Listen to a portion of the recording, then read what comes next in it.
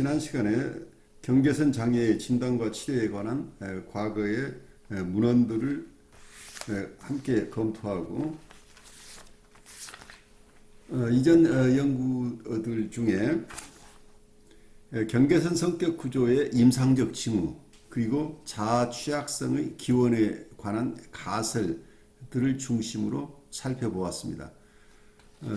오늘은 이러한 연구를 바탕으로 경계선 내담자 분석에서의 특수한 문제점과 치료 기법의 함의 그리고 경계선 내담자의 분석 가능성 등을 여러분과 함께 공부하는 시간을 갖겠습니다. 경계선 내담자 분석의 특수한 문제점과 치료 기법의 함의. 자아가 약한 내담자의 경우 원시적 초기 갈등이 억압되지 않는다. 모순되는 원시적 내용 사이의 의식적 상호해리가 억압을 대체하고 방어와 충동의 정상적인 저항 대만족 구조를 대체한다. 원시적 자료를 의식하는 것은 통찰을 반영하는 것이 아니라 분열 기제의 우세를 반영하는데 이러한 분열은 신경증 내담자에게서 볼 수 있는 억압을 중심으로 하는 것과는 다른 방어이다. 이 부분이 우선 여러분들이 좀 이해하고 갔으면 좋겠어요. 이걸 어떻게 이해하시는지 잠깐 나온 거예요. 여기서 분열과 해리에 대한 얘기들을 우리가 잘 소화하는 게 제일 중요할 거예요. 제가 영문으로 해서 한글로 번역해 놓으면 잘 우리가 어떨 때는 쉽게 넘어가 버리는데 조금 영문으로 같이 한번 보죠. In patients with ego weakness, primitive early conflicts are not repressed. 여기서 자아가 약한 내담자의 경우에는 원시적인 초기 갈등들이 억압되지 않는다라는, 억압이 일어나지 않는다. 그러니까 억압이라는 것은 우리가 본인이 감당하기 어려운 정서가 모두 억압되는 것은 아니에요. 억압을 할 수 있는 사람과 억압을 할 수 없는 사람이 있다는 걸 이해하셔야 돼요. 억압이라는 기제를 쓸 수 있는 것은 상당히 성숙한 사람들이 사용하는 거고, 발달 초기 단계에서 아직은 에디퍼스 컴플렉스 단계를 잘 지나가지 못하고 있는 사람들. 그래서 어쩌면 슈퍼이고가 확실하게 발달하지 않은 분들은 억압이라는 기제가 잘 워킹하지 않는 경우들이 많아요. 그리고 억압하는 대신에 방어를 해야 되는데 억압을 하면 자기 마음속에 확실하게 드러나지 않도록 내 마음속으로부터 지금 내가 이걸 경험하지 않는 방법인데 어떤 내가 원하지 않는 어떤 욕동이나 아니면 나쁜 정서나 이런 것들 사회적으로 잘 수용되지 않는 성적인 생각이나 성적인 욕구나 공격적인 욕구나 또 그와 관련된 강한 분노나 이런 것들을 우리가 대면하기 어려울 때 억압할 수 있는 사람은 억압을 한다는 얘기예요. 근데 이고 스트렝스가 아직 거기까지 발달하지 못한 분들은 억압을 할 수 있는 이고 스트렝스가 없어요. 그래서 그냥 이걸 해리시켜버리는 거예요. 억압을 한 것들은 무의식 속에 들어가 있어서 좀 안전하죠. 그래서 어떨 경우에 이게 영향을 미치긴 하지만 해리된 경우하고는 전혀 다른 분열되어 있는 것은 의식 속에 있다는 얘기예요. 무의식에서 얘기하는 의식 속에 있으니까 다 의식을 하는데 항상 의식하는 게 아니고 어느 시점에서는 그 의식을 하는데 그 다음 시점에 가면 그걸 잊어버리는 거죠. 그 의식을 하지 않을, 그러니까 이게 억압돼서 의식이 들어오지 않는 게 아니고 내 마음을 갈라놓았다는 얘기예요. 어떤 상태의 마음을 체험하기도 하고 체험하지 않기도 하는데 온 앤 오프가 일어나는 거죠.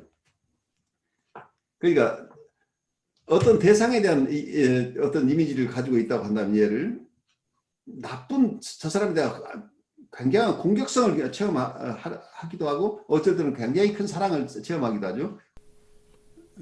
이러한 분열 기제를 사용하는 경계선 구조의 분들과는 달리 건강한 분들이나 신경증 레벨에 있는 분들은 초자아가 발달해서 자기가 수용할 수 없는 미워하는 마음은 무의식 속으로 억압할 수 있는 능력이 있어서 이분들은 사랑만을 느끼면서 사는 경우도 발생합니다. 자기 부모에 대한 엄청난 공격성을 가지고 있지만 자기 의식에도 더 오지 않고 그냥 사랑하는 부모님으로만 알고 살았는데 어느 시점에 이분이 심리적으로 굉장히 어려울 때 부모에 대한 공격성들이 튀쳐나오는 경우들이 있긴 하지만 보통의 경우에는 자기가 의식하지 못하는 어떤 정서나 자기의 역동들이 억압되어 있는 것은 상당히 이거가 발달한 사람들이 쓰는 방어 방식이라는 얘기예요. 그런데 그렇지 못한 분들은 이거 억압할 힘은 없어요. 근데 이걸 일단 쪼개서 내가 내 눈에서 안 보이게 하는 것은 가능하다네. 이걸 분열시켜서 내 눈에 띄게 않게 잠깐 치워놓는 거죠. 그 완전하게 프로세스가 된 게 아니죠. 이 경우에는. 그래서 어떨 때는 내가 분노를 경험하다가 그 다음에는 굉장한 사랑을 경험을 해요. 그런데 이 두 가지가 갈등 구조로 느껴지지 않는 거예요. 보통 억압을 하는 사람은 자기한테 양가 감정이 있을 때 이게 두 가지가 동시에 일어나면 이 갈등을 느끼잖아요. 심한 양심의 가책을 받기도 하고 그래서 그걸 더 억압하게 되는데 그리고 자기가 어떻게 두 얼굴을 가진 사람처럼 행동할 수가 있느냐 그렇게 어떻게 내가 느끼느냐 뭐 이렇게 해서 그런 상태를 피해서 어쨌든 하나의 동일한 인격으로 드러난다는 얘기예요. 통합된 인격으로서 외부에 드러날 때는 어느 한 사람으로 드러나는데 이게 분열 기제를 사용하는 사람은 말하자면 두 얼굴이죠. 월요일날 만난 분하고 일요일날 만난 분이 다르다는 얘기예요. 이분이 자기에 대한 인식 자체도 일요일날은 굉장히 성스럽고 모든 사람이 따뜻한 사람으로 자기를 이해하고 있고 만난 대상들도 우리 아주 좋은 형제 자매로서 다 이해를 했는데 월요일날 상태에 가서는 갑자기 자기는 굉장히 비즈니스 마인드로 가득 차 있어서 어떤 식으로든 내가 원하는 것을 얻는 쪽에 더 포커스가 가 있고 친절하기보다는 영리한 사람으로 지금 돼 있고 상대방에 대해서는 좋은 감정보다 뭔가 나를 속이려고 하는 사람을 만날 때 내가 느끼는 정서들, 그 대상들도 굉장히 더 같은 사람을 만났는데도 어떤 일요일날 만났을 때고 월요일날 이 사람에 대한 감정이 달라질 수도 있는 거예요. 그러니까 내가 나에 대해서 느끼는 정서도 달라지고 그와 동시에 상대방에 대한 느낌도 다른데 그래서 어제까지는 굉장히 따뜻하게 서로 관계를 맺었는데 오늘 와서는 굉장히 차가운 사람으로 차가운 관계로 이렇게 변화하는데 이런 변화가 보통 우리가 이고 스트렝스가 있는 사람 같은 내 인격이 어떻게 두 가지가 이 두 모습을 내가 용인할 수가 없는데 이분들은 그거 자체가 불편하지 않은 거예요. 은혜 그런 거다. 그래서 이 보드라인에 있는 분들은 우리를 이상화했다가 평가절하를 하는 게 이런 거죠. 그래서 이 억압이라는 기제와 분열이라는 기제를 여러분들이 명확하게 아는 게 굉장히 중요하다는 게 임상적으로도. 그러니까 어떤 분은 자기가 누구를 미워한다는 정서를 자기가 느끼는 걸 굉장히 쉐임풀하고 절대 난 미워하지 않는다고 우기는 사람이 있어요. 이 억압 기제를 사용하는. 근데 어떤 사람은 미웠다 좋았다 하는 것을 수시로 반복하는데 그거 자체가 뭐 당연한 것으로 그냥 받아들인 거죠. 그래서 이게 인격의 통합이 일어나지 않았다고 보는 거란 얘기예요. 그래서 경계선 내담자들의 경우에는 이렇게 헬이나 분열이라고 하는 이런 현상들이 자주 일어난다. 그 어떤 분들은 보면은 부부간에도 이런 현상이 일어나죠. 밤새 싸워요. 밤새 싸우면 저분들 내일은 법원에 갈 사람들은 아닌가 하는데 그 이튿날 아침에는 또 아무 일 없었다는 듯이 다정한 부부로 나타나기도 해요. 그러니까 이게 좋은 관계가 나쁜 관계가 이게 번갈아 가면서 일어나는 현상들이 경계선적인 성격을 가진 분들에게 많이 발견되는 거죠. 또 자아 강도의 비특정적 표현의 부족은 치료 중 증가된 갈등 지각에 필요한 내성을 방해하며 과도한 행동화 경향을 유발한다. 더욱이 자기 개념의 분화 결여와 대상의 분화 및 개별화 결여는 현재 대상관계와 과거 대상관계의 구분을 방해한다. 전의와 현실은 혼동되며 원시적 투사가 우세하기 때문에 분석가를 전의 대상과 구분하지 못한다. 분석가를 자신의 고유한 권리를 가진 통합된 하나의 대상으로 볼 수 있는 역량의 결여와 번갈아 일어나는 자기상과 대상상의 투사가 병리적으로 증가하는 것은 전의에서 서로의 역할이 쉽게 바뀔 수 있게 되고 전의에서 자아 경계를 약화시키고 전의 정신병을 촉진한다. 마지막으로 치료관계는 일상생활을 쉽게 대체할 수 있다. 그것은 치료관계가 자기 가진 만족시켜주고 보호해주는 특성이 전의와 행동화 속에서 원시적 병리적 요구를 충족시키려는 유혹을 강화하기 때문이다. 이러한 요약은 경계선 성격 구조의 전형적 구조와 이들 내담자가 제시하는 전형적 치료적 어려움을 나타낸다. 비록 몇몇 저자는 이들 조건 하에서도 표준 정신 분석을 실시할 수 있고 또 해야 한다고 믿지만 필자를 포함한 다른 사람들은 여기에 의문을 가진다. 그러나 필자 생각에 이들 내담자에 대해 이상적으로 맞추어진 치료는 저항과 전의에 대한 해석을 강조하고 분석가가 근본적으로 중립적인 태도를 골수할 것을 강조하는 정신분석으로 도출된 절차이다. 필자는 경계선 내담자에 대한 정신분석적 심리치료의 다음과 같은 기법적 필요 조건을 제안하였다. 완전한 발생학적 재구성을 시도하지 않고 단지 지금 여기에 부정적 전의를 체계적으로 상세히 다루는 것. 이들 내담자가 부정적 전의를 보이기 시작할 때 그들의 방어 기제를 해석하는 것. 전의의 행동화를 막기 위해 한계를 설정하기. 그리고 분석가의 중립성을 보호하기 위해 치료 시간 밖의 내담자 생활에 대해 필요한 만큼 구조화하기. 치료 동맹의 점진적 발달을 촉진하기 위해 긍정적 전의에 덜 원시적이고 완화된 측면에 대해서는 해석하지 않기 등이다. 여기서 보면은 여기서 컴버그의 입장이 드러나요. 컴버그가 가능하면 정신분석 원래 순수한 정신분석으로 도울 수 있는 사람은 돕지만 많은 분들이 수정된 정신분석적인 심리치료가 필요하다고 보고 있는 거죠.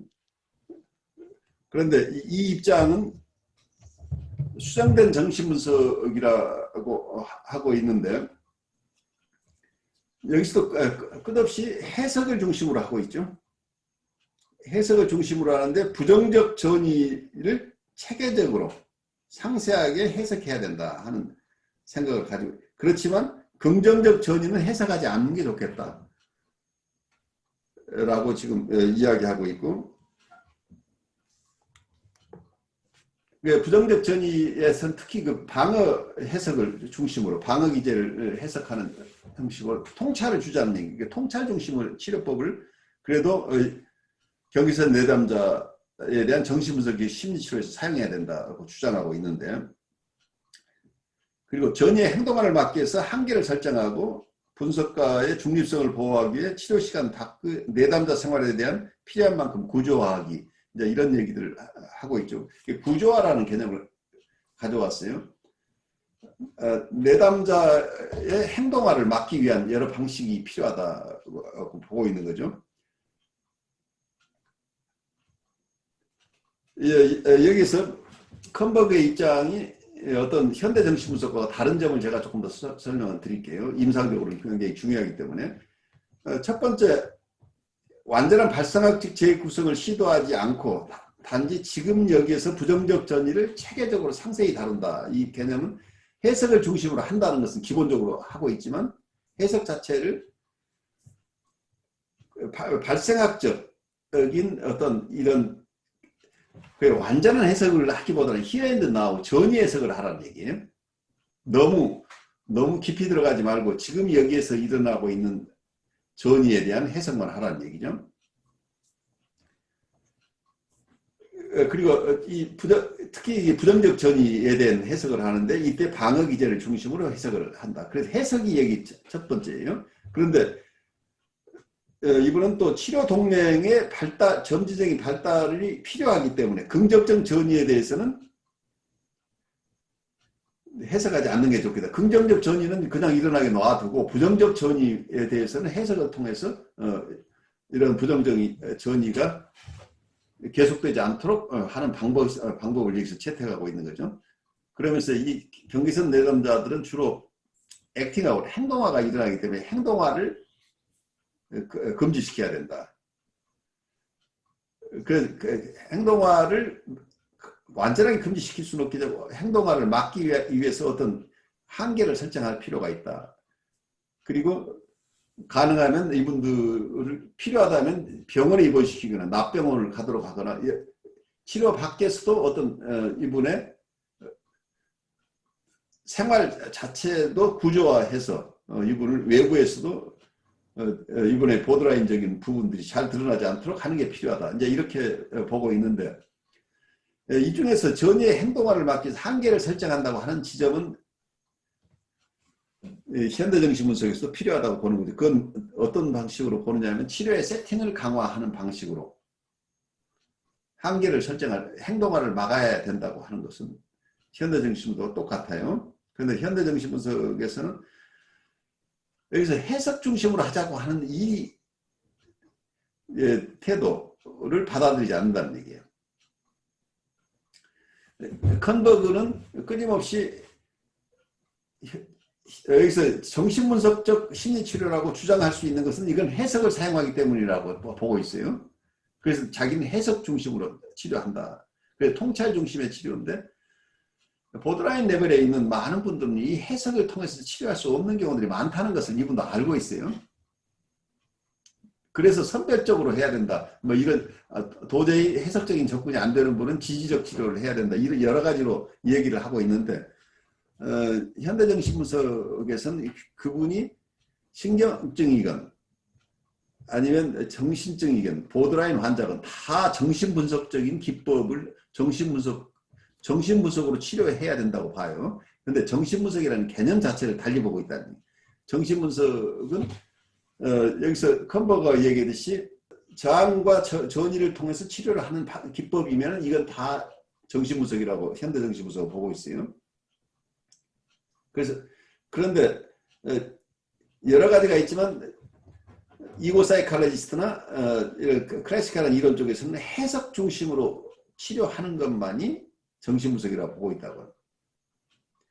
그런데 현대정신분석 입장에서는 이렇게 보드라인 레벨, 경계선 레벨에 있는 분들은 이분들이 나중에 가면 해석을 통한 치료가 가능하지만 지금 당장은 부정적인 전이가 활성화된 이분을 해석적으로 접근하면 할수록 부정적인 전이에 대한 해석이 저항을 더 불러일으킬 뿐이기 때문에 치료적으로 도움이 되지 않는다는 얘기예요.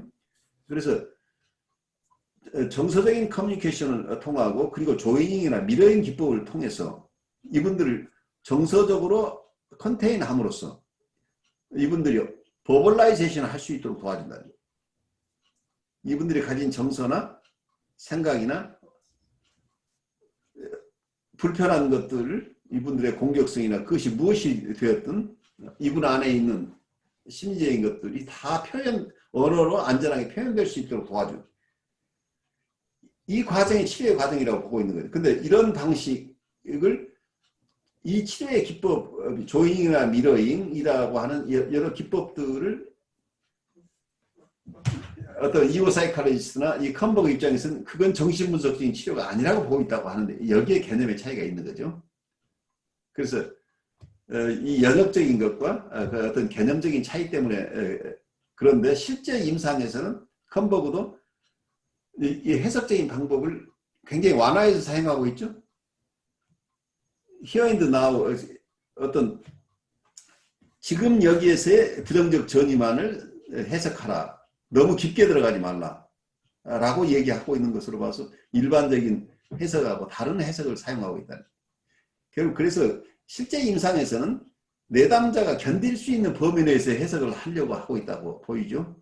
그렇다고 한다면 이게 이름이 해석이라고 되어 있지만 사실은 이것도 이모셔널 커뮤니케이션과 같은 입장이 있다고 보여요. 그래서 서로 자기가 입각하고 있는 이론적인 배경을 중심으로 언어를 사용하고 있을 뿐이지 실제 보드라인 레벨에 있는 분들 도와줄 때는 굉장히 세심하게 이분들의 저항이 심해지지 않도록 배려하면서 해석을 하더라도 굉장히 완화된 해석, 정서적으로 공감할 수 있는 해석을 해내고 있다고 보인다니. 그래서 그런데 현대정신은 이것을 해석이라고 부르지 않고 그냥 정서적인 커뮤니케이션이다. 아니면 조이닝이다, 미러닝이라고 해서 이걸 꼭 해석이라고 범주에 넣어서 내가 정통적인 정신분석가라고 우기지 않는다는 거예요. 그 점에서 다르다는 얘기예요. 그냥 여러 가지 기법들이 다 정신분석적인 기법으로 사용하는 대신에 전이를 이해하고 저항을 이해해서 치료하는 기법들은 다 정신분석의 기법이라고 폭넓게 정신분석의 영역을 넓혔다 이렇게 이해하면 되겠죠. 그래서 임상적으로는 크게 다르지 않다는 얘기예요. 여러분들 이 책을 읽으면 현대정신분석의 책을 공부하시다가 이 컨버그의 책을 읽거나 이고 사이칼리스트 혹은 클래시컬한 분들의 이 책을 읽다 보면 이쪽은 정신분석이 아니라고 이쪽은 정신분석이라고 하고 있어서 그리고 사용하는 용어도 다르기 때문에 우리가 전혀 다른 것을 하고 있는 것 같은 사실은 실제 임상에서는 우리는 이론으로 상담을 할 수 없다는 얘기예요.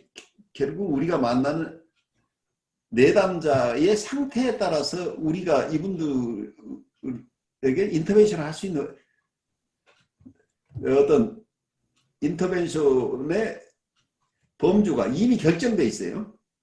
그러니까 아무리 경직된 자기의 어떤 치료 기법을 가지고 있는 분이라고 할지라도 이분이 저항이 심한데 꼭 자기 기법을 사용할 수 없는 몇 번 트라이를 하겠지만 결국은 실패하고 다른 방법을 택할 수밖에 없기 때문에 내담자 중심의 상담을 철저하게 하시는 분들은 이론적인 기반이 어디에 있건 그분의 상태에 맞추어서 자기가 가진 여러 치료 기법을 사용한다 이렇게 이해하시면 좋을 것 같아요. 그리고 자기가 가진 치료 기법이지만 그것을 필요할 때는 완화해서 엄격한 의미의 원래 어떤 기법이 아닌 방법으로 완화해서 사용한다 하는 걸 기본적으로 이해하시면 마치 여기서 컨버그는 이런 환자는 지지적인 치료, 이런 환자는 정신분석인 치료 혹은 수정된 정신분석 치료라고 이렇게 환자가 엄격하게 구별할 수 있는 것처럼 하고 있지만 어떤 환자는 오늘은 해석적인 접근을 얼마든지 수용할 수 있는 상태인데 내일 가니까 이건 전혀 해석을 수용할 수 있는 상태가 아니고 어제 했던 얘기를 오늘 했다가 뺨 맞을 수도 있는 이런 상황이 될 수도 있죠. 그래서 그때 내담자의 상황에 맞추어서 이분들을 돌본다고 하는 이 기본적인 우리 접근법을 우리가 이해하면 이론적인 차이가 실제는 이 두가 우리가 옵션으로 여러 가지를 가지고 있다는 의미에서 우리가 다 필요하다고 이렇게 이해하실 수 있게 되겠죠. 나는 나 이 기법으로만 치료할 거야 라는 이런 제한된 시각에서 벗어나시라는 얘기예요. 여러 치료 기법들을 내가 다 가지고 있지만 내가 삽도 가지고 있고 괭이도 가지고 호미도 가지고 있지만 내가 밭에 가서 삽질을 하지는 않는다. 보통은 그냥 호미 가지고 일하는 거지. 그런데 논에 가서 계속 호미만 가지고 일하지 않고 필요할 때는 삽을 사용한다는 얘기예요. 그래서 그때 적절한 치료 기법을 사용한다고 보시면 좋겠어요. 교수님 질문이 있는데요. 네. 그 한계 설정을 행동을 막기 위해 한계 설정을 잘 해줘야 되는데 얘는 지금 액팅아웃을 지금 그렇죠. 해버린 상태잖아요. 그럴 때 이 이야기를 이제 다시 하면서 재고주화를 해야 되는지 아니면 모른 척하고 넘어가야 되는지. 근데 이미 일어난 사건을 본인이 이런 일이 있는데 어떻게 하는 게 좋아요라고 본인이 드러내지 않는 한 내가 거론하는 것은 안 하는 게 좋을 수도 있죠.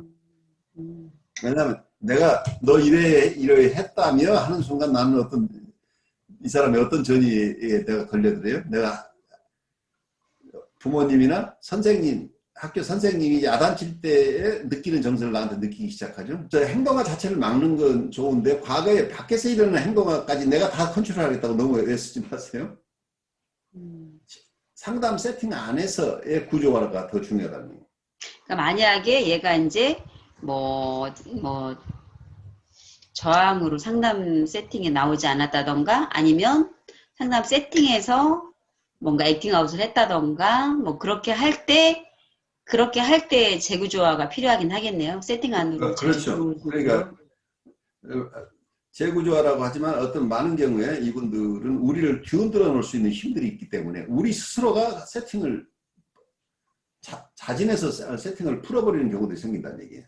그것을 조심하라는 얘기예요.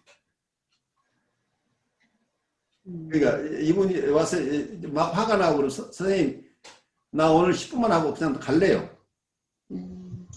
라고 치료 세팅을 완전히 무시하고 나오기도 하고 어떨 때는 선생님 나 지금 급해요. 지금 버스 타고 가고 있어요. 10분 후에 갈게요 하고 무조건 쳐들어오는 경우도 있고 이런 일이 있을 수 있잖아요. 그때 위급한 상황이 아닌 한 얘가 이러면 만약에 이걸 내가 수용하지 않으면 얘가 무슨 큰 소동이 일어날 그런 상황이 아닌 한은 너 지금 나한테 오는 것은 지금 선생님 다른 일정들 때문에 오늘은 일정이 안 되겠네. 다른 일정을 좀 맞춰 보면 좋겠다고 해서 그 부당한 요구를 수용하지 않는 것이 중요하다. 근데 이 아이들은 경계를 무시하고 우리를 자기 마음대로 쓰려고 하는 욕구들이 굉장히 많죠. 그래서 우리가 너무 이 사람을 잘 돌보겠다는 욕구, 잘 도와주고 싶다는 욕구가 너무 강해버리면 이런 경계 설정을 놓쳐버릴 수 있다는 얘기예요. 이분이 받고 다니는 데는 항상 좋은 사람 노릇을 내가 해버리기 시작하면 얘는 치료에 와도 좋고 오기 싫어도 안 와도 좋고 이런 패턴으로 가버린다는 거예요. 그래서 이 보드라인에 있는 분들은 임펄스 컨트롤이 잘 안 되는 거죠. 충동 조절이 하는데 충동 조절, 자기 마음대로 하고 싶은 이런 욕구들을 누군가가 계속 치료 관계에서 받아줘 버린다고 한다면 계속 여기서는 아까 얘기대로 치료에서 자기의 문제를 도움을 받는다는 것보다는 자기의 만족을 얻는 장소를 활용해 버릴 수 있는 거죠. 치료에 와서 이분이 그냥 막 욕설을 한다고 한다면 이 사람의 공격성을 마음대로 드러낼 수 있고 어떤 성적인 외설적인 내용을 계속 드러내고 있다고 한다면 그걸 통해서도 이 사람의 성적 욕동을 만족시키는 경우도 발생합니다. 이게 행동화라는 얘기예요. 그래서 행동화를 막지 않으면 치료가 안 된다는 얘기예요. 그래서 이분이 할 수 있는 것과 할 수 없는 것을 명확하게 하는 거가 필요하다. 그래서 이게 치료의 세팅을 통해서 이 사람의 행동화를 막는 것이 굉장히 중요하다는 얘기를 우리가 공감할 수 있는 거죠. 그런데 무작정 이게 막아도 되는 것은 아니지만 여러분들은 임상가로서 이 사람이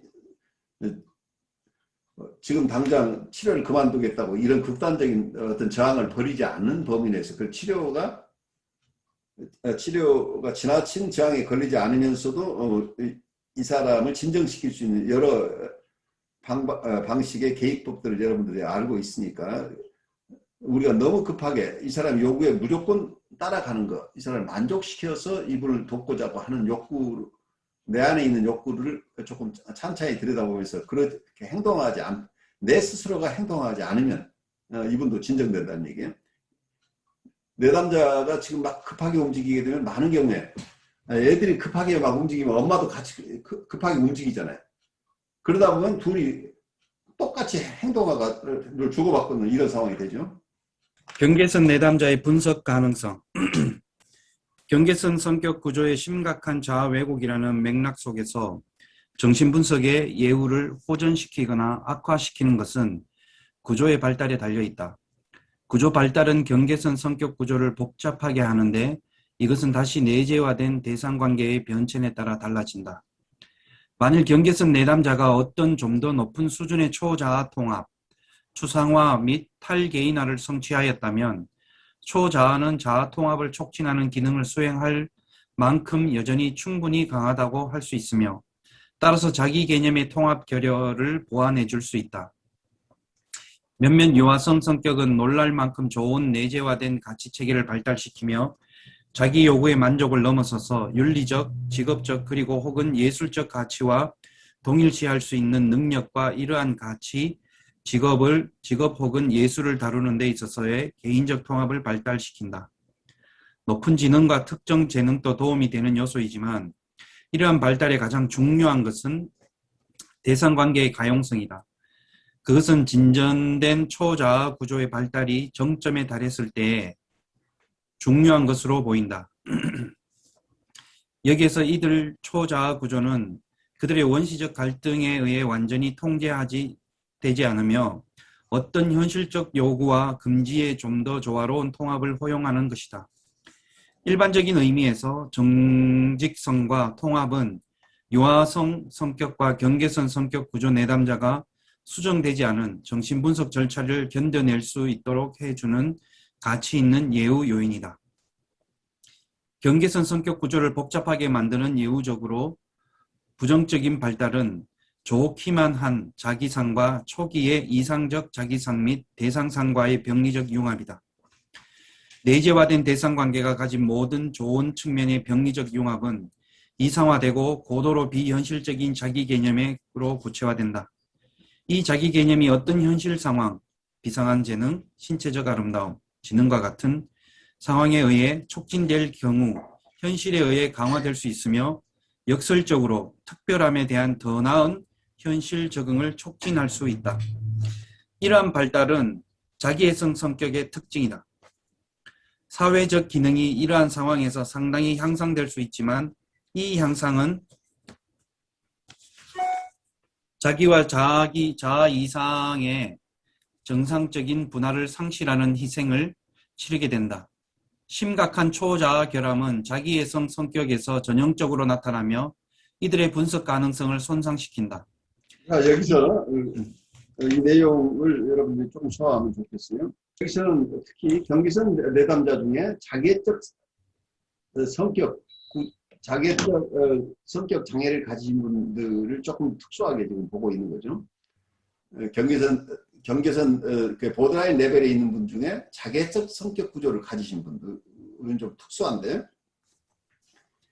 여기서는 그래 그 다음 같은데 자기에 대한 이미지 자체도 좋기만 하는 자기 상이 있을 수 있죠. 근데 자기 상 자체도 통합되지 않은 자기 상이 있다고 얘기를 했죠. 어떤 경우에는 자기의 약한 자기 모습과 또 하나는 아주 강한 자기 모습, 좋은 자기 모습, 나쁜 자기 모습이 있을 수 있는데, 이 자기에 대한 좋기만 한 자기의 셀프 이미지죠. 자기 표상, 좋은 자기 표상과 여기서 원문대로 본다면 pathological fusion of all good self images 그리고 early ideal object images. 어떤 아이가 자라면서 자기의 셀프 이미지가 좋은 셀프 이미지가 있고 나쁜 셀프 이미지가 있는데 그중에 아주 좋은 셀프 이미지만 하나 택하고, 그리고 아주 초기에 이상적인 자기의 모습, 나는 이런 나에 대한 이미지, 좋은 이미지, 그리고 대상에 대해서 가장 이상적인 이미지, 이 두 가지를 다 합쳐버린다는 얘기예요. 그러면 나의 지금 좋기만 한 내 이미지에다가 초기에 이상적이라는 건 현실에 없는 거죠.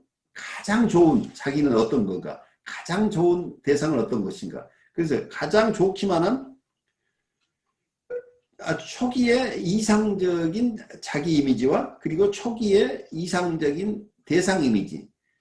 그러니까 아이 입장에서 가장 좋은 자기 이미지, 그러니까 이런 실제 자기가 아니죠. 이상적인 자기 이미지와 이상적인 대상이, 우리 어머니는 이런 어머니로서 좋겠어, 나는 이런 사람이면서 좋겠어 라고 하는 이 이미지들을 현재 자기가 느끼는 자기의 좋은 이미지, 이것과 합치면 어떻게 돼요?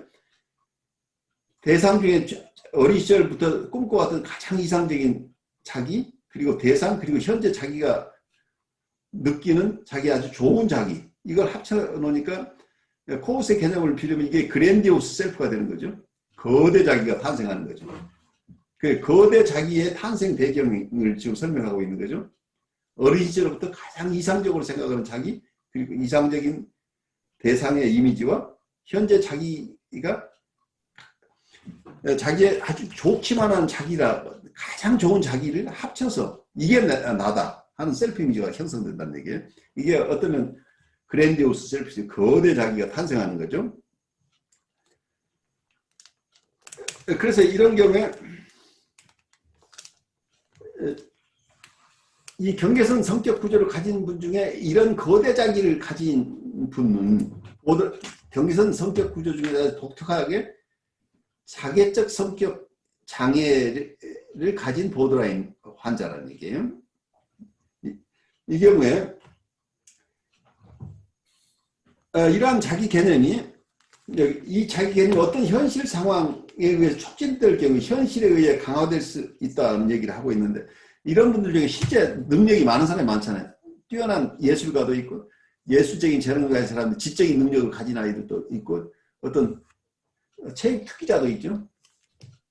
그래서 실제로 사람들이 부러워할 만한 것을 가지고 있는 것, 그러니까 실제로 가진 것들, 셀프 이미지 속에는 좋은 것들이 많이 있잖아요. 그러니까 이것이, 근데 여기에는 판타스틱한 부분, 그러니까 환상적인 부분까지 융합된 자기가 탄생. 그런데 실제로 이분들이 잘하는 것이 많기 때문에, 좋은 것을 많이 가지고 있기 때문에 자기가 가진 판타시가 점점 더 굳어져 버릴 가능성이 있죠. 현실적으로 이 사람이 가지고 있는 것들에 의해서 이게 더 강화될 수 있다는 얘기죠. 그래서 이분들은 자기가 가진 능력을 가지고 훌륭한 예술가가 되기도 하고 또 스포츠맨으로서 아주 잘 성장하기도 하고 좋은 학자가 되기도 하겠죠. 그렇게 되면 어쩌면 이런 분들이 현실 적응을 잘하는 분도 많다는 얘기예요. 현실적으로 자기가 가진 재능도 많이 있기 때문이죠. 그냥 아무것도 없는 게 아니라 자기가 가진 것에다가 이상적인 것을 합쳐놨었기 때문에 부풀려졌지만 그 속에서도 이 사람이 가진 특별한 재능들이 있기 때문에 이것에 의해서 현실 적응도 잘하니까 외국 사람들은 이 사람을 숭상할 가능성도 굉장히 높아집니다. 이 사람을 따르고자 하는 사람도 많이 생겨나는 거죠. 근데 여기서 문제는 자기와 자아 이상 사이의 정상적인 분화를 희생시킨다는 얘기를 여기서 하고 있어요.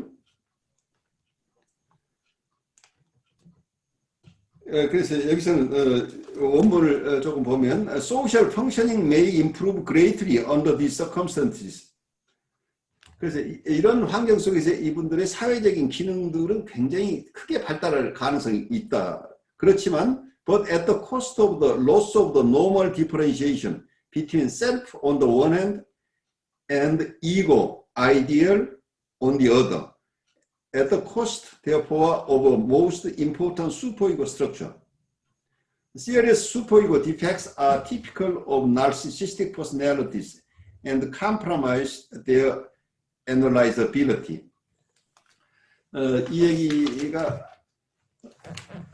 이분들의 상황을 잘 설명해내고 있는 얘기인데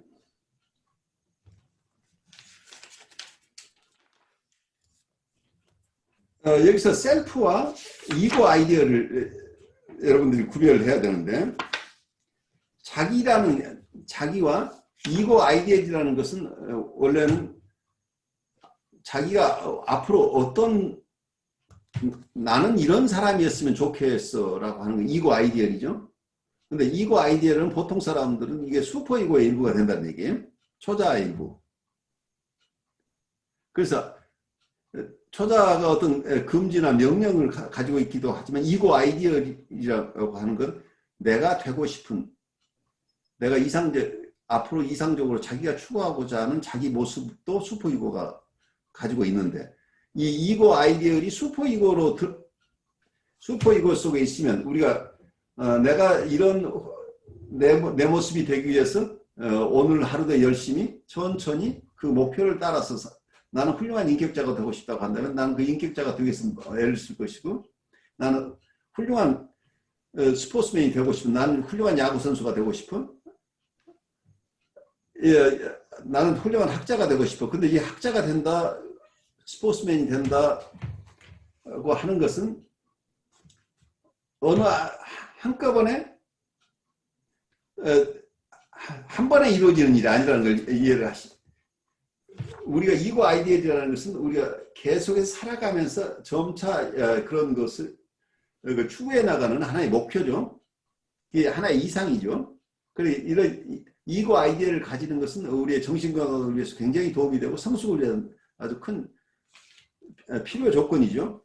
그런데 이런 게 아니고 이분들은 아까 그랜디오스 셀프라고 하는 거죠. 이 셀프하고 이거 아이디어들이 구별이 안 된다는 얘기야. 그죠? 이미 셀프 자체가 이거 아이디어를 달성한 것이 되어버린 거죠.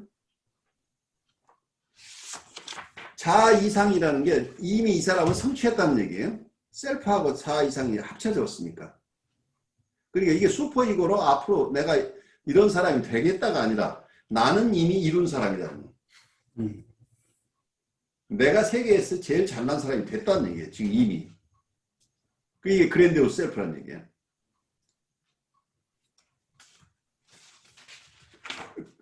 그렇게 되면 앞으로 내가 어떤 사람이 되겠다고 하는 건강한 삶을 살아가는 게 아니고 나는 이미 가장 뛰어난 내가 세계에서 가장 뛰어난 축구 선수고 내가 가장 뛰어난 미술가고 내가 가장 뛰어난 학자고 하는 생각에 이미 이 사람은 앞으로 뭘가 되겠다는 게 아니라 나는 이미 이룬 사람이다. 이게 자기를 우상을 만들었다는 얘기죠. 그러니까 자기애적 환자라고 하는 건 자기를 우상으로 숭배하는 사람이 된이라는 얘기예요. 자기 스스로가 이미 어떤 가장 뛰어난 어떤 그런 특질을 가진 사람으로 자기를 셀프 이미지 자체가 그랜디오스 셀프가 되어 있다는 부풀려진 자기를 자기라고 믿고 있다는 얘기죠. 그래서 이 부풀려진 자기 그랜디오스 거대 자기를 유지하는데 주위에 있는 사람들은 그 거대 자기를 위해서 필요한 존재들이라는 얘기입니다. 그러니까 이 대상들은 다 하잘것없는 것이긴 하지만 나를 이 거대한 나를 위해서 필요한 것들을 가진 대상들이니까 내가 이 그랜디오스 셀프로서 살아가는데 나를 빛내줄 대상들이라는 얘기. 나를 위해서 무언가를 가진 게 있으면 다 나한테 공물로 바쳐야 될 대상들이라는 거죠. 그래서 밖에 있는 대상들이 훌륭해서 이 사람들을 사랑하는 게 아니고 이 사람은 나를 위해서 나에게 필요한 것을 가지고 있는 대상들하고 관계를 맺는다는 거죠. 그래서 대상 관계들이 일어나지만 그 외부 대상을 독립된 인격적인 존재로서 대하는 게 아니고 내가 필요한 어떤 분은 나를 칭찬해 주는 역할을 하는 사람은 나를 계속 칭찬하는 한은 이 사람은 좋은 사람이에요. 그런데 나를 비판하면 가차없이 끊어내는 거죠. 그래서 자기를 비판하는 사람을 곁에 둘 수 없는 사람이에요. 자기를 숭배하는 사람만으로 자기 주의를 구성을 하는 거죠. 성인이 되기 위해서 애써야 되는데 이 사람은 이미 성인이 돼버렸어요. 그러니까 내가 훌륭한 사람이 되고 싶어라고 애쓰는 사람은 계속해서 성장하는 사람인데 나는 이미 이걸 이룬 사람이야 라고 한다면 이 사람은 더 이룰 게 있는 게 아니고 다른 사람은 나를 이렇게 훌륭한 나를 인정해주는 역할을 할 사람들만 있는 거지 내가 더 무엇을 이루어야 될 것은 아니고 나는 이미 이룬 거죠. 근데 그런 어떤 분들 봤을 때 실제적으로는 그런 걸 경험해 보니까 굉장히 유아적인 특징을 너무 많이 가지고 있고 현실은 어떤 내적으로 유아적인 특성 속에서 자기 것을 끊임없이 그 욕망을 추구하려고 하는 때를 쓰려고 하는 것들이 너무 많이 보인다는 거죠. 그렇죠. 그러니까 자기에게 필요한 것을 누군가가 다 갖다 줘야 돼요. 자기는 그럴 권리가 있어요. 다른 사람은 내가 필요한 것을 가져올 의무가 있는 것을 느끼는 거죠. 그걸 내가 필요한 것을 공급 안 하면 그 사람 나쁜 사람이에요.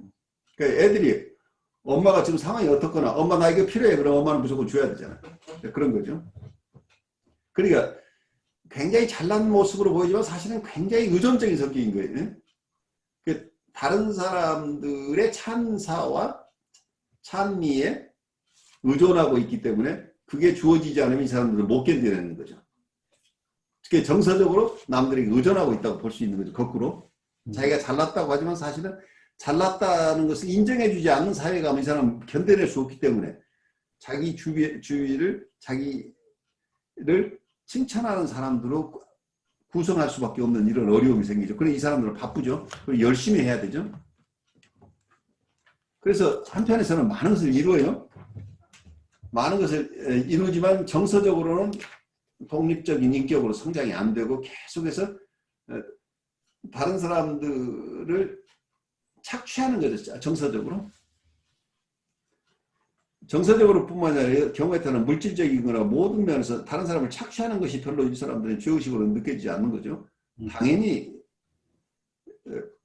나는 그럴 권리를 가지고 있는 것처럼 느낀다는 거예요.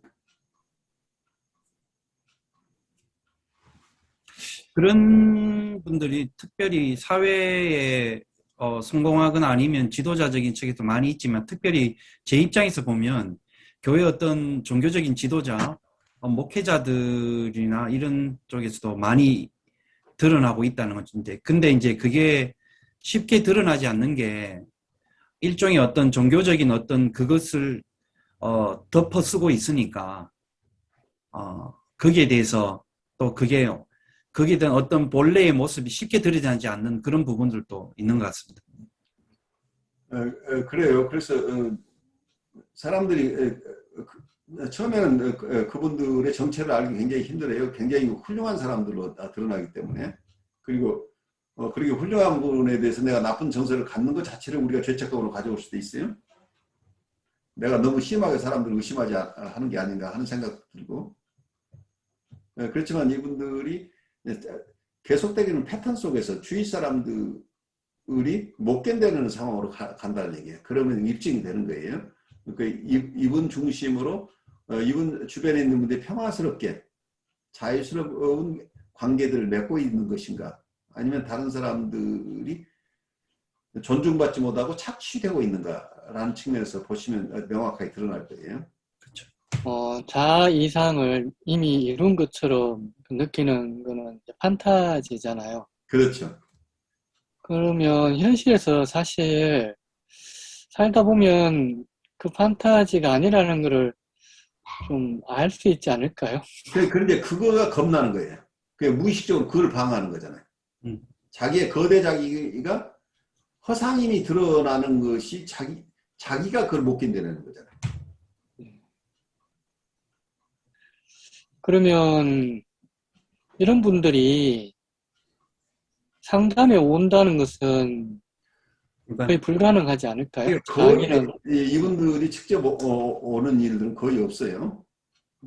자기가 도움을 받겠다고 오는 경우들은 없고 불가피하게. 근데 이분들이 잘 나갈 때는 거의 상담이 안 오죠. 왜냐면 세상에 다 하찮은 사람들밖에 없는데 누가 감히 나를 이제 이런 입장이죠. 본인이 상담을 해줘야 될 사람이지. 그렇죠. 상담에 와서도 불가피하게 와서도 상담 그렇게 하는 게 아니에요. 이렇게 네. 그렇게 하면 사람들이 싫어하잖아요. 야, 이렇게 오히려 상담자를 가르치려고 하는.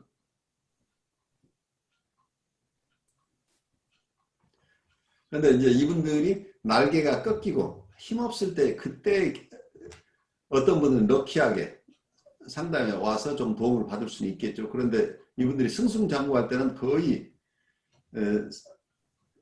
상담에 올 가능성이 없다고 보이는 거죠.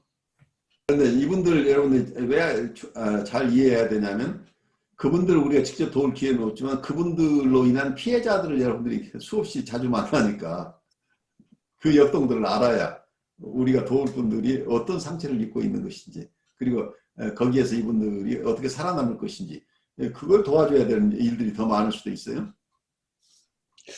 그러고 보니까 제 내담자 중에 거의 대부분이 다 권위자로부터 받은 상처 이런 것들을 굉장히 많이 토로하는 사람들이 대부분인 것 같아요. 그러니까 권위자에 받은 상처라는 게 이제 깊어지면 이게 어뷰스 된 거죠. 결국은 정서적인 어뷰스가 일어난 거죠. 정서적으로 존중받지 못하고 우리가 어뷰스라는 말이 한국말 갑자기 생각이 안 나. 학대. 그러니까 정서적인 학대를 오래 받다 보면 그 굉장히 큰 데미지를 받는 거죠. 특히 어린아이 시절에 청소년 시절에 이런 정서적인 학대 속에 있게 되면 그분들이 정상적으로 정서적인 생활을 하기 굉장히 힘들어지겠죠. 왜냐하면 정서적으로 수탈돼 버리니까. 자기는 그냥 불쏘시개 역할만 하는 거잖아요. 이 그랜디오스 셀프를 유지시키는데 연료가 필요해. 그 연료를 가족들이 또 공급하고 친구도 공급하고 직장에서도 다 이 사람을 위해서 다 모든 것을 내놓아야 돼요. 이 사람의 위대함을 계속 유지시키기 위해서는. 그래서 실제 가정 내에서 자기애적인 부모가 있다고 한다면 심한 자기애적인 부모 밑에 있는 아이들이 건강하게 자라기 굉장히 힘들잖아요. 그래서 이제 부모인데도 불구하고 뭐 형제인데도 불구하고 연을 끊고 막 이런 일들이 일어나는 것 같아요. 그렇죠. 예, 도저히 변화 가능성이 없어 보이니까 아예 이제 관계를 끊어버리는. 제가 아는 내담자는 아니지만 제가 이제 얼마 전에 이제 들은 케이스긴 한데 이제 동료들이 나가 떨어지는 거예요.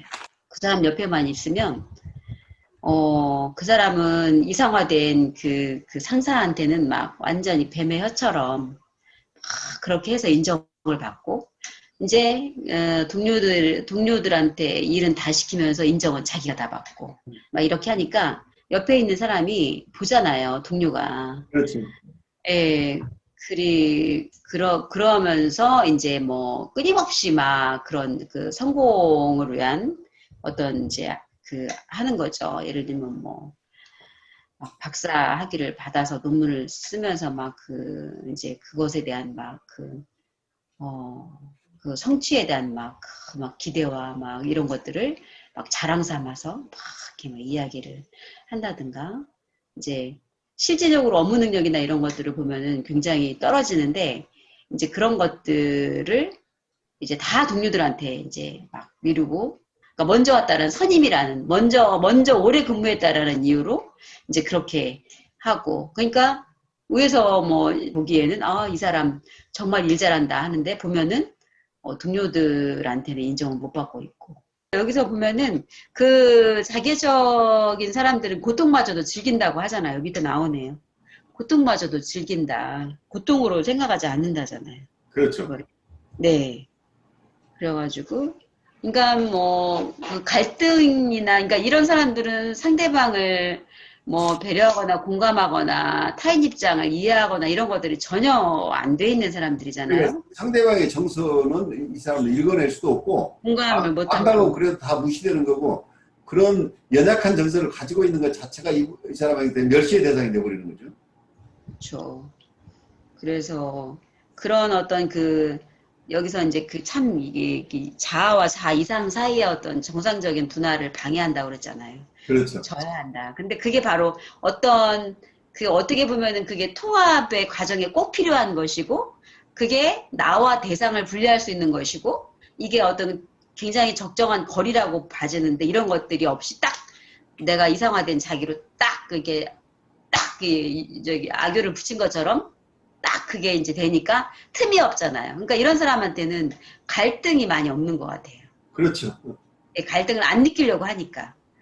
안 느끼려고 하니까 그거를 오히려 성공의 수단으로 삼고 막 더 해야지 이럴 때일수록 내가 더 이루어야 되는 거야 막 이러면서 계속 이제 그 고통을 재료 삼아서 막 더 막 이렇게 하게 되니까 완벽주의가 그럴 때는 있지만 완벽하게 성공하는 것으로 해서 칭찬받고 그래서 끊임없이 그 에너지를 가지고 계속 살아가는 거예요. 그런데 그 과정 속에서는 자기에게 장애가 되는 것은 다 그냥 깔아뭉개고 불도저식으로 밀고 나가는 거죠. 누구냐 아주 최근에 이슈가 되었던 우리 자기 남편 죽이고 양아들까지 죽인 누구죠? 고유정인가요? 고유정 한국에 이제 교수님하고 목사님 잘 모르실 수 있는데 고유정이라는 여자가 있는데 그 여자가 이제 되게 평소에는 아주 이렇게 누가 봐도 아주 그냥 여성스럽고 단아하고 아주 이렇게 뭐라 그럴까 좀 남자라면 굉장히 이렇게 아내 삼고 싶을 정도로 굉장히 그런 여자 고상한 거예요. 모습을 아주 가졌겠죠. 고상하고 단아하고. 근데 그 사람이 남편을 죽이고 그 자기 남편의 아들을 죽였거든요. 살인해서 그거를 토막살인 내가지고 그거를 이제 유기한 사람인데 그 병명이 이제 보더라인으로 나왔어요. 이제 네. 보더라인으로 나왔는데 이제 자기애적 환자 수준에서 보더라인이었던 거죠. 말하자면. 어쩌면 그건 그냥 자기애적이라면 반사회적인 선택이죠. 그렇죠. 근데 어떻게 보면은 반사회성이 좀 강하죠. 자기애적 환자들이 그렇죠. 심한 자기애적 그러니까 병리를 갖고 심한 있는 자기애적 사람들은 환자는 그 반사회적 환자. 더 심하면 사이코패스를 가는 거고. 그렇죠. 예. 그래서 이게 어떤 면은 세상은 속아요. 그래서 이렇게 엄청난 에너지를 가지고 성공을 추구하잖아요. 그래서 세상 사람들이 어떤 지표처럼 느껴지기도 해요. 다 따라하기를 하고 싶어 한다는 얘기. 근데 이 사람의 정서 생활은 지옥이라는 얘기예요. 그래서 현실적인 성공을 가져오지만 그 대가가 자기의 정서의 황폐함을 대가로 지불하는 거죠. 그래서 내 영혼을 어쩌면 팔아넘기는 거라, 결국은. 이게 영성적으로. 내 영혼을 팔아넘기는 대신에 내가 원하는 것을 얻는 거죠. 이게 굉장히 큰 유혹이죠, 사실. 자기애성 환자들 중에는 좀 순한 자기애성 환자도 있는 것 같아요. 예를 들면 다 물론이죠. 퍼주면서 자기가 막 다 퍼주면서 인정받으려고 하는 그런 자기애적 환자들. 한마디로 이제 오지랖을 너무 지나치게 떠는 사람들 있잖아요.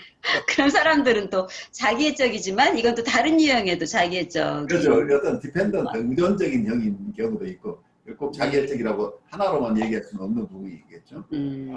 그러니까 여러 성격 유형 중에 자기애적 방어를 쓰는 경우는 많이 있어요. 그러니까 자기애성 환자가 아니어도 모든 사람은 자기의 자존심이 상하는 것을 피하기 위해서 어떤 성격 유형인가는 거기에 대한 방어를 써요.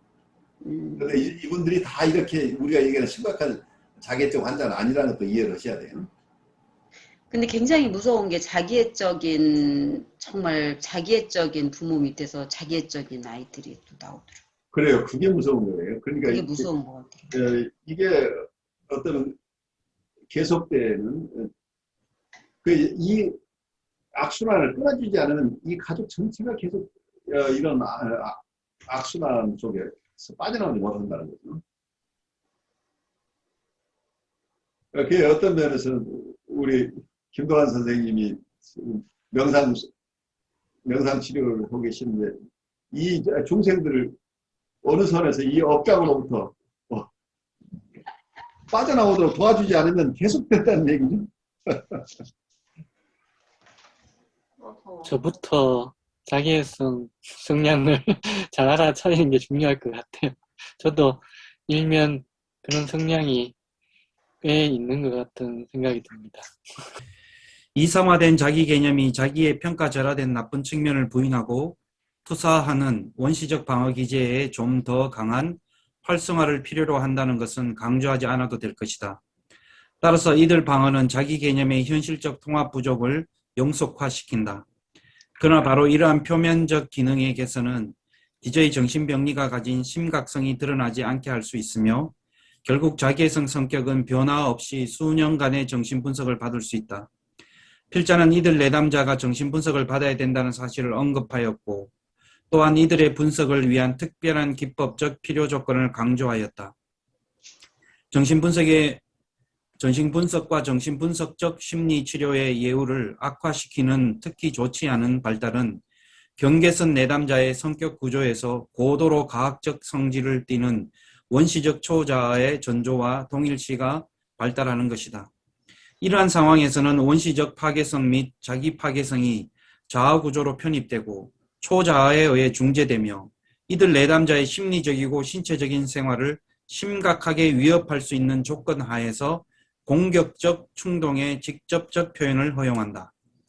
원래 원시적이고 전성기기적 공격성을 나타냈던 자기 파괴성이 자아 이상이 되어 내담자의 전능감을 만족시킬 수 있는데 그것은 이제 더 이상 좌절과 고통을 두려워할 필요가 없다는 점에서 그렇다. 그러한 공격성은 무작위적인 파괴성에 의해 표현될 뿐만 아니라 내담자가 자기의 만족과 향상을 위해 의지하는 사람을 향한 선택적 파괴성에 의해서도 표현된다. 따라서 내담자는 특히 자신의 의지하는 사람을 시기하는데 이들 대상이 내적으로 사랑을 가지고 있고 심지어 내담자를 포함한 타인에게 선을 제공하고 싶어 하기 때문이다. 이들 내담자는 예우적으로 가장 나쁜 형태의 공격자와 동일시를 나타낸다. 여기에서 지금 드러나고 있는 건 굉장히 과학적인 모습을 가진 자객증 환자들 얘기를 하고 있죠. 어떤 면에서는 고도로 과학적 성질을 띠는 원시적인 초자 전조와의 동일시가 맞다는다. 이게 너무 어렵게 써놔서 대상관계 이론을 자아심리학자들이 좋아하는 방식으로 이 표현을 바꿔서 얘기를 하고 있는 거죠. 어떤 면에서는 나쁜 대상 얘기예요. 나쁜 대상이 내재화되어 있는데 이 나쁜 대상을 동일시한다는 얘기죠. 그러니까 공격자와의 동일시라고 얘기했던 게 안나 프로이드가 한 얘기죠. 나를 공격하는 가혹한 대상인데 이 대상을 싫어하는 것 같은데 실질적으로 나중에 보면 이 공격자를 자기와 내면화시킨다는 얘기예요. 결국 자기가 가혹한 대상과 똑같은 사람이 된다. 동일시가 일어나니까. 그 자아의 일부가 이 대상이 자아의 일부를 구성한다는 거예요. 그것뿐만 아니라 슈퍼이고에까지 이게 영향을 미쳐 슈퍼이고에서도 이 공격하고 가학적인 이러한 행위 자체가 정당한 것으로 받아들인다는 거예요. 이 초자가 이런 태도를 오히려 허용하는 정도가 아니라 그건 필요한 것으로 받아들인다는 얘기죠.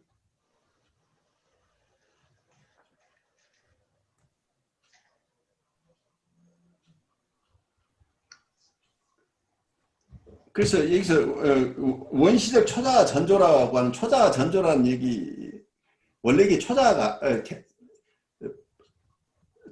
전조라고 나왔더니 이게 대상관계 이론에서는 나쁜 대상이라고 이렇게 이해를 하시면 돼요. 초자 전조는 왜냐하면 자아심리학 쪽에서는 초자라고 하는 개념이 에디퍼스 컴플렉스 시기에야 초자가 형성된다고 보니까 아주 초기에 구강기나 학문기에서 나쁜 대상, 가혹한 대상들, 그 이미지들이 있잖아요. 나쁜 대상, 우리의 내적 대상화되어 있는 이 나쁜 대상들을 이걸 여기서는 초자라는 개념을 써버리니까 대상관계 이론 속에서 이 대상이 나쁜 대상이 가지고 있는 그 성품을 이게 초자처럼 느끼는 거죠. 그래서 이 초자 전조라고 나쁜 대상과의 동일시가 일어난다는 게 결국은. 그래서 자기가 그 나쁜 대상이 가지고 있는 성품을 가지는 것이 당연한 것으로 되니까 초자가 이걸 용인한다는 얘기 결국은. 그러니까 양심에 거리낌 없이 가혹한 행동을 할 수 있게 된다는 얘기잖아요. 공격성이 충만한데 이 공격적 충동의 직접적인 표현을 허용한다는 얘기죠.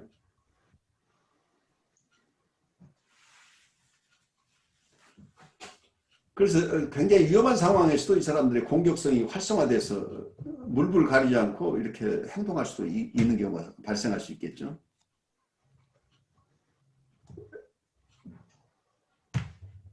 그래서 여기 설명하는 방법이 각각 다르긴 한데 가장 어려운 게 MB라는 성서예요.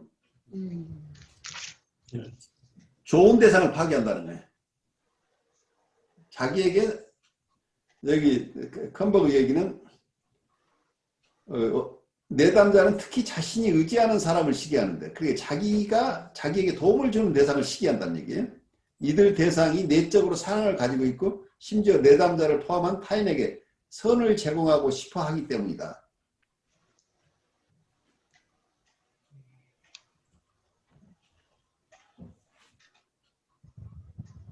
그래서 어쩌면 어린아이는 어머니가 가지고 있는 것을 다 어머니가 너무 좋은 것을 가지고 있어 어머니 것을 다 뺏어버리고 싶은 욕구가 있다고 그래요. 이게 MB의 전형적인 거거든요. 어머니의 몸 안에 있는 모든 것을 자기가 탈취하고 싶은 욕구죠.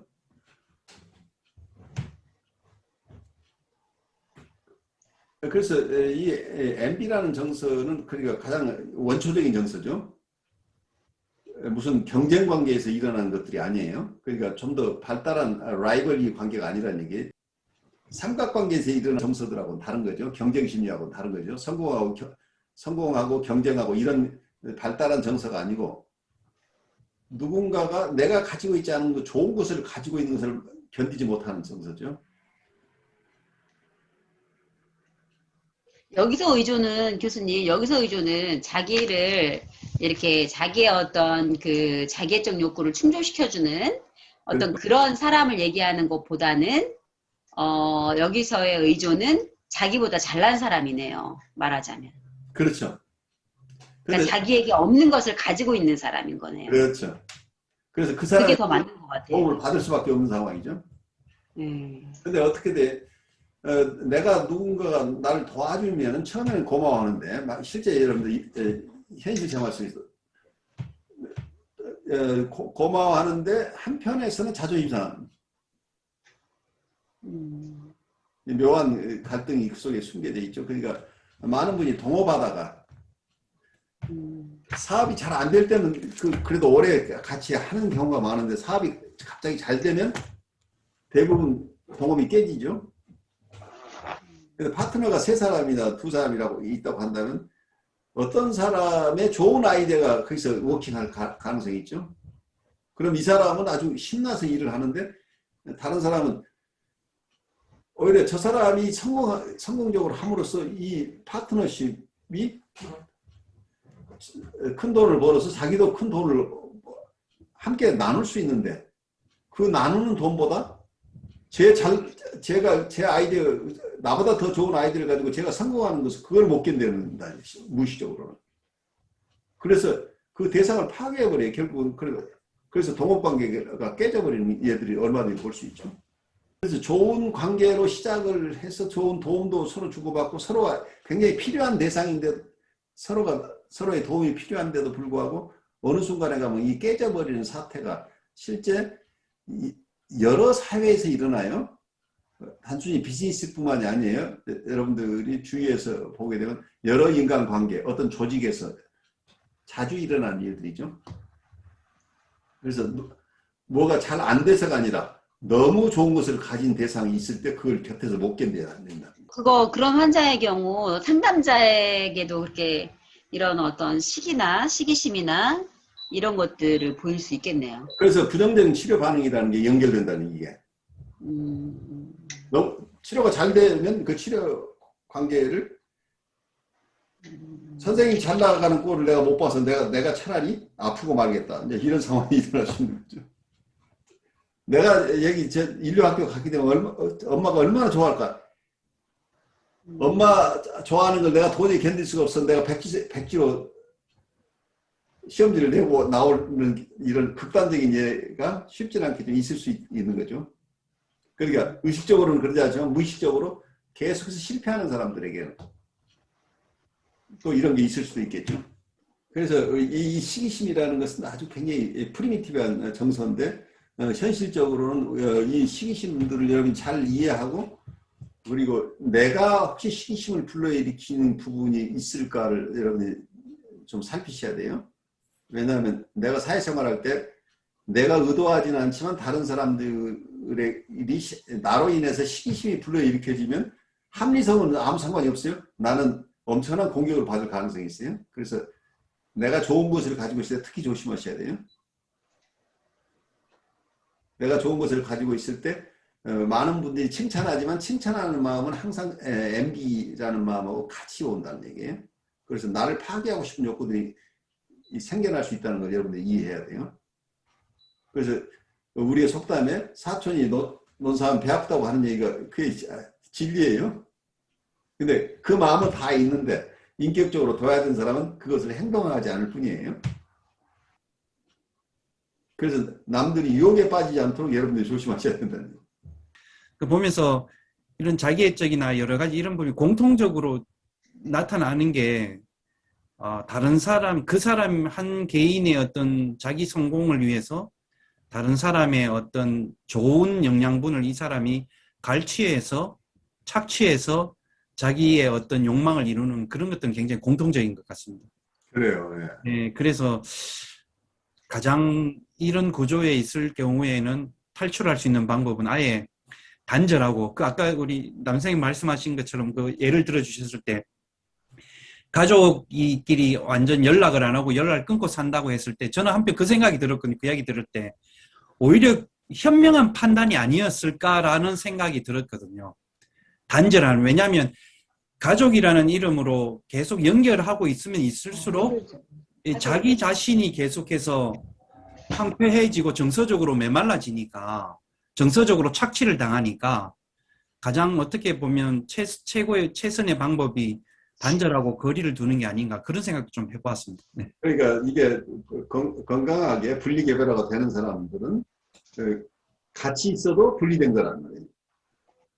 그러니까 같이 있지만 분리될 수 있는 이 힘들이, 그 뮤처얼한, 우리가 서로 의지하고 사는, 어른이 됐어도 뮤처얼 디펜던시, 서로 의지하지만 그 의지라고 하는 것은 유아적인 의지가 아니고 어떤 성숙한 상호관계를 얘기하는 거죠.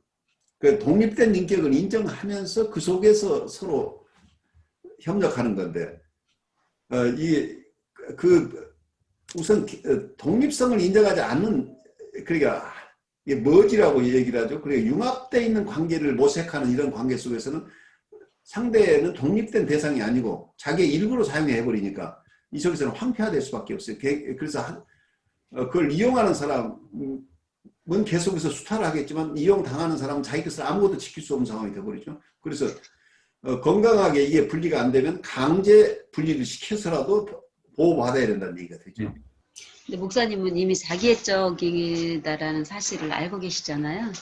난 두고 너무 보면 건강하신 거 같아요. 자기애적 환자는 진짜 병리적인 사람은 자기가 자기애적인 거 모르는 것 같아요. 모르지. 예. 근데 뭐 자기애적이지 않은 사람은 없잖아요. 아느냐 모르느냐 그 뜻이. 그런 것 같아요. 저도 실은. 예.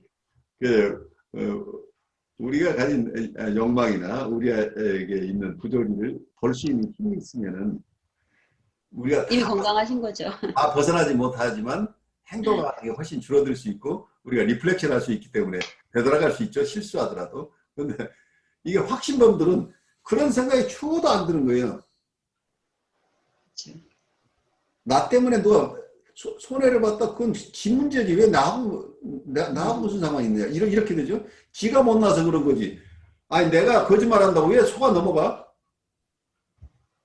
속아 넘어가는 게 바보지. 나야 세상 살면서 거짓말하고 사는 거지. 이제 이렇게까지 이제 합리화가 되는 거죠.